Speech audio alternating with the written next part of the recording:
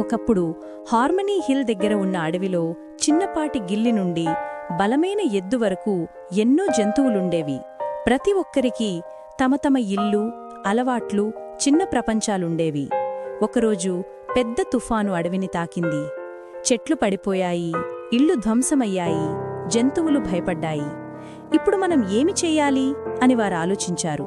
అప్పుడు తెలివైన తాబేలు తార మాట్లాడింది. మనమందరం కలిసి ఒక కమ్యూనిటీ సెంటర్ కట్టుకుందాం. అక్కడ మనమందరం సురక్షితంగా ఉండొచ్చు, ఆహారం పంచుకోవచ్చు, ఆడుకోవచ్చు, ఒకరికొకరం సహాయం చేయొచ్చు.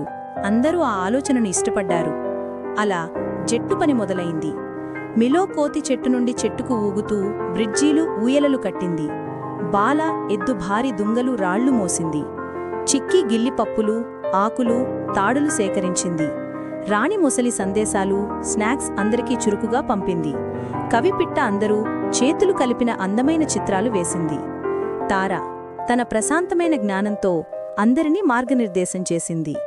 అయితే ప్రతిదీ సాఫీగా జరగలేదు. మిలోకి ఇంకా ఊయలలు కావాలనిపించింది. బాలాకు గట్టిగా గోడలు కావాలనిపించింది. వారు వాదించుకున్నారు. అప్పుడే తార గుర్తు చేసింది, ఇది మన అందరికీ, మనం వినాలి, కలిసి పనిచేయాలి. అప్పుడు అందరూ కలిసి పనిచేశారు. చివరికి కమ్యూనిటీ సెంటర్ సిద్ధమైంది. అన్ని ప్రాంతాల నుండి జంతువులు వచ్చి సంబరంగా జరుపుకున్నారు. వారు నాట్యం చేశారు, పాటలు పాడారు, కథలు పంచుకున్నారు. ప్రతి సీజన్కి కలుసుకుని హార్మనీ హిల్ను ఇంకా మెరుగ్గా చెయ్యాలని వాగ్దానం చేశారు. అలా ఆ అడవి కేవలం నివసించే స్థలం కాకుండా నిజమైన కమ్యూనిటీగా మారింది.